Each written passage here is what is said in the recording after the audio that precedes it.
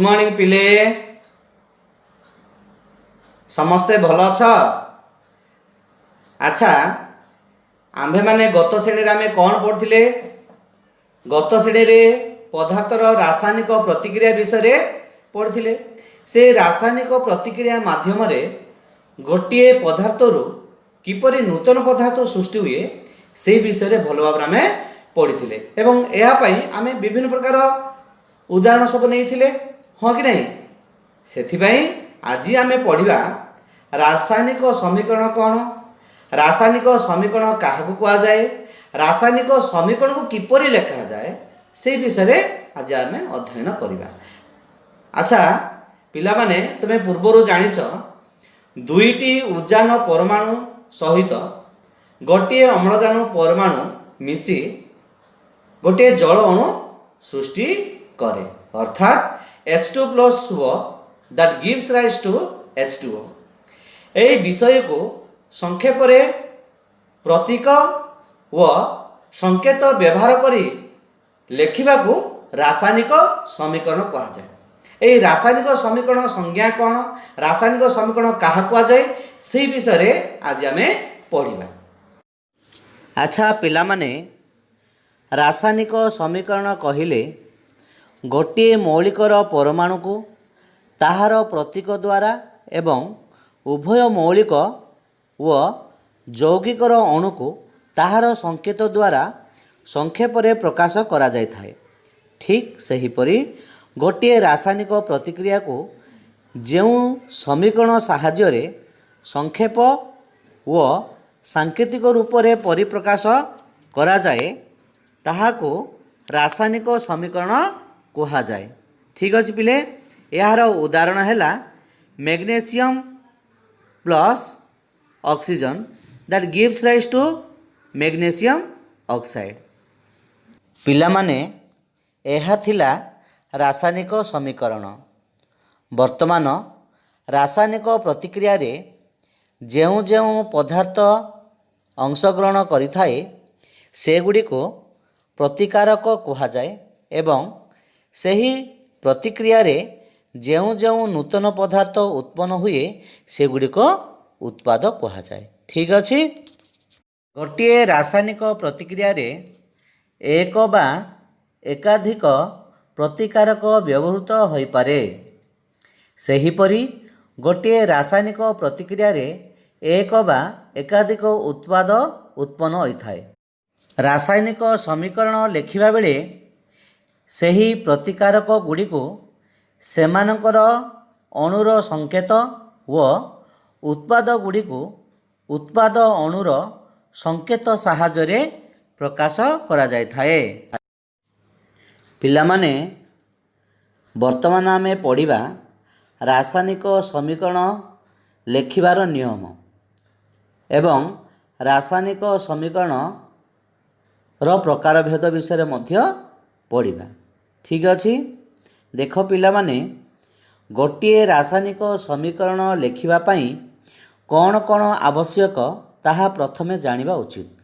एथिपई गोटे सरल रासायनिक प्रतिक्रिया को उदाहरण भावे नेबा, यथा मैग्नीशियम फीतार वायुरे दहन। तुमे जान मैग्नीशियम फीतारे अग्नि संयोग कले ताहा अति उज्ज्वल आलोक प्रकाश करने सहित जली उठे। सेतिकी बेले धला वर्णर एक पाउंस चूर्ण उत्पन्न हुए। मैग्नीशियम यही रासायनिक परिवर्तन पाई वायुरे थिबा अम्लजान सहित रासायनिक प्रतिक्रिया करिथाए। एही प्रतिक्रिया रे उत्पन्न होउथिबा धला वर्णर पाउंस होउची मैग्नीशियम ऑक्साइड। तुम्हें माने यही समीकरण को देखि पारुथिबो। यही समीकरण रे कौन लेखा अछि? यही समीकरण रे लेखा अछि magnesium plus oxygen that gives rise to magnesium oxide. आमे देइथिबा उदाहरण रे मैग्नीशियम व अम्लजान होउचंती प्रतिकारक। मैग्नीशियम एक कठिन धातव मौलिक पदार्थ होइथिबारु एहार प्रति अणुरे ଗୋଟିଏ ପରମାଣୁ ଥାଏ। ତେଣୁ ଏହାର ଅଣୁର ସଂକେତ ଓ ପରମାଣୁର ପ୍ରତୀକ ସମାନ ଓ ତାହା ହେଉଛି mg। ଅମ୍ଳଜାନ ଏକ ମୌଳିକ ପଦାର୍ଥ ହେଲେ ମଧ୍ୟ ଏକ ଗ୍ୟାସୀୟ ପଦାର୍ଥ ହୋଇଥିବାରୁ ଏହାର ପ୍ରତି ଅଣୁରେ ଦୁଇଟି ପରମାଣୁ ଥାଏ।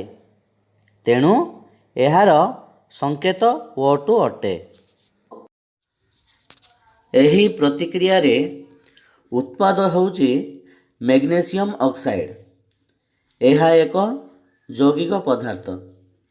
ଏହାର ପ୍ରତି ଅଣୁରେ ଗୋଟିଏ ମ୍ୟାଗ୍ନେସିୟମ ପରମାଣୁ ଓ ଗୋଟିଏ ଅମ୍ଳଜାନ ପରମାଣୁ ଥାଏ। ଏହାର ସଂକେତ MgO ଅଟେ। ରାସାୟନିକ ସମୀକରଣରେ ଉଭୟ ପ୍ରତିକାରକ ଓ ଉତ୍ପାଦର ଅଣୁର ସଂକେତ ହିଁ ବ୍ୟବହୃତ ହୁଏ। ଠିକ୍ ଅଛି। ରାସାୟନିକ ସମୀକରଣର ବାମ ପାର୍ଶ୍ୱରେ ପ୍ରତିକାରକର ସଂକେତ ଓ ଡାହାଣ ପାର୍ଶ୍ୱର ଉତ୍ପାଦ ଗୁଡ଼ିକର ସଂକେତ ଲେଖାଯାଏ। ତେଣୁ ଏହି ସମୀକରଣରେ ବାମ ପାର୍ଶ୍ୱରେ Mg ଓ O2 ଏବଂ ଡାହାଣ ପାର୍ଶ୍ୱରେ MgO ଲେଖିବାକୁ ହେବ। ଏଠାରେ ମ୍ୟାଗ୍ନେସିୟମ ଓ ଅମ୍ଳଜାନ ଦୁଇଟି ପ୍ରତିକାରକ ହୋଇଥିବାରୁ ସେଗୁଡ଼ିକର ଅଣୁ ମଧ୍ୟରେ ଯୁକ୍ତ ଚିହ୍ନ ବା ପ୍ଲସ୍ ଚିହ୍ନ ଲେଖିବାକୁ ହେବ। ଯଦି କୌଣସି ସମୀକରଣ ଲେଖିବା ବେଳେ ଏକରୁ ଅଧିକ ଉତ୍ପାଦକୁ ପ୍ରକାଶ କରିବାକୁ ଆବଶ୍ୟକ ହୋଇଥାଏ, ତେବେ ସେଗୁଡ଼ିକର ଅଣୁ ମଧ୍ୟରେ ମଧ୍ୟ ଯୁକ୍ତ ଚିହ୍ନ ଲେଖିବା ଆବଶ୍ୟକ। ଏଠାରେ ପ୍ରତିକାରକ ଦୁଇଟିକୁ Mg ପ୍ଲସ୍ O2 ଏବଂ ଏକମାତ୍ର ଉତ୍ପାଦ ପାଇଁ MgO ଲେଖାଯିବ। ସମୀକରଣର ବାମ ପାର୍ଶ୍ୱ ଓ ଡାହାଣ ପାର୍ଶ୍ୱକୁ ପୃଥକ କରିବା ସ୍ଥାନରେ ତୀର ଚିହ୍ନ ଦିଆଯାଏ। ପ୍ରତିକାରକ ଓ ଉତ୍ପାଦ ମଧ୍ୟରେ ଏହି ତୀର ଚିହ୍ନ ଦିଆଯାଇଥାଏ। ତୀରଟି ବାମରୁ ଡାହାଣକୁ ସୂଚାଉଥିବା ଦ୍ୱାରା ପ୍ରତିକାରକରୁ ଉତ୍ପାଦ ଉତ୍ପନ୍ନ ହେବା ଦର୍ଶାଏ।